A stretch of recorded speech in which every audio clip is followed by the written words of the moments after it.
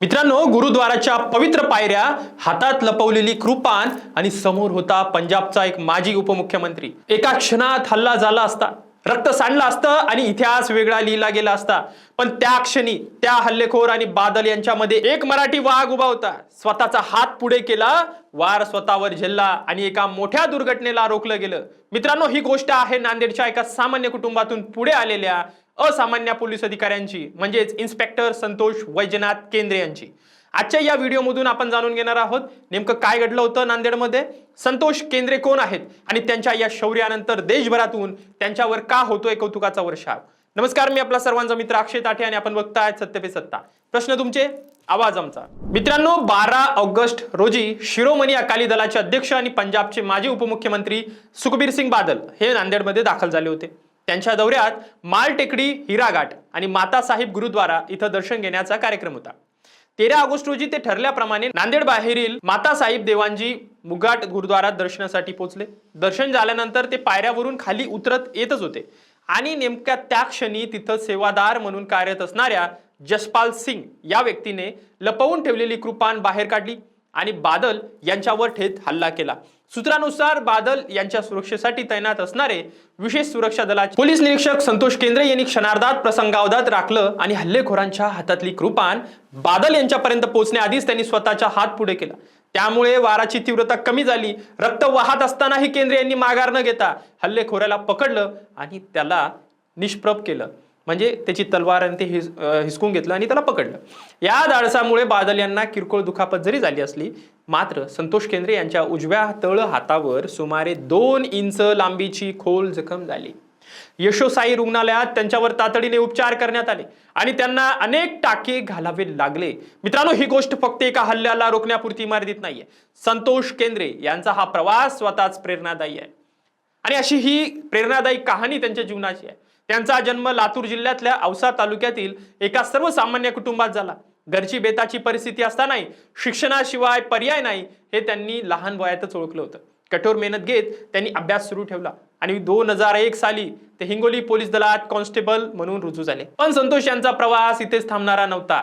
सेवा करत असतानाच त्यांनी अभ्यास सुरू ठेवला आणि 2009 मध्ये महाराष्ट्र लोकसेवा आयोगामार्फत पोलीस उपनिरीक्षक पदाची परीक्षा उत्तीर्ण केली।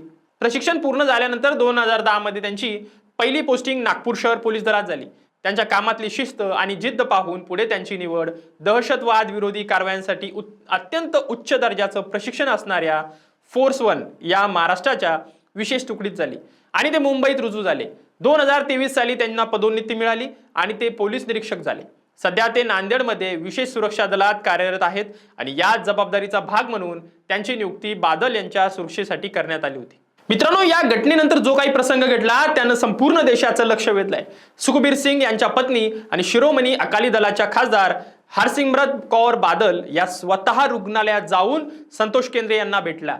त्यांनी अत्यंत विनम्रतेने विचारलं की त्यांच्यासाठी काही मदत करता येईल का। यावर संतोष केंद्रे यांनी हात जोडून नम्रपणे नकार दिला आणि म्हणाले, हे माझं कर्तव्य आहे। या उत्तरानंतर हरसिमरत कौर यांनी सोशल मीडियावर लिहिलं की संतोष हे बादल आणि हल्लेखोर यांच्यामध्ये मानवी ढालीसारखे उभे राहिले।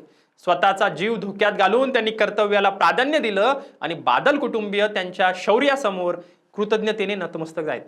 तिथेच सुखबीर सिंग बादल यांनीही या घटनेवर प्रतिक्रिया दिली आहे। त्यांनी सांगितलं की त्यांच्यावर हा दुसऱ्यांदा जीवघेणा हल्ला झालाय आणि दोन्ही वेळा पवित्र स्थळावरच त्यांना लक्ष्य करण्यात आले। आरोप आहे की पंजाबमध्ये अशांतता निर्माण करू इच्छिणाऱ्या काही ज्या शक्ती आहेत त्या शिरोमणी अकाली दलांच्या त्यांच्या उद्देशाच्या मार्गातला अडथळा मानतात। मात्र आपण घाबरणार नाही असं त्यांनी स्पष्ट केलंय। उल्लेखनीय म्हणजे या आधीही डिसेंबर 2024 मध्ये अमृतसरच्या सुवर्ण मंदिराबाहेर सेवा करत असतानाही बादल यांच्यावर गोळीबाराचा प्रयत्न झाला होता। त्यातूनही ते सुखरूप बचावले होते। या प्रकरणातला हल्ला करणारा जसपाल सिंग यांना पोलिसांनी ताब्यात घेतलं असून पुढील चौकशी सुरू आहे। सूत्रानुसार तो स्वतःला निहंग पंथांचा असल्याचं सांगतोय। गेल्या काही वर्षांपासून तो सेवादार म्हणून नांदेडमध्येच व्यस्तव्यास होता, तर त्याचं कुटुंब सध्या पुण्यात राहतंय। पोलिसांनी आतापर्यंत त्याचा कोणताही गुन्हेगारी इतिहास आढळला नसल्याचं सांगितलंय। मात्र या हल्ल्यामागचा नेमका उद्देश काय होता याचा तपास अजूनही सुरूच आहे। मित्रांनो, छत्रपती शिवाजी महाराजांच्या इतिहासात आपण जीवा म्हणून वाचला शिवा ही म्हण अनेकदा वाचली आहे। होता जीवा म्हणून वाचला शिवा असं आपण अनेकदा वाचलोय आणि त्याच म्हणीचा प्रत्यय नांदेडच्या भूमीत पुन्हा एकदा आलाय। मराठवाड्यातल्या एका सर्वसामान्य कुटुंबातून पुढे आलेला हा जवान आज संपूर्ण देशासाठी अभिमानाचा विषय ठरलाय. कर्तव्यनिष्ठा, शौर्य आणि नम्रता या तिन्ही गुणांचं एकत्रित दर्शन संतोष केंद्रे यांच्या या रूपाने आपल्याला पाहायला मिळालं.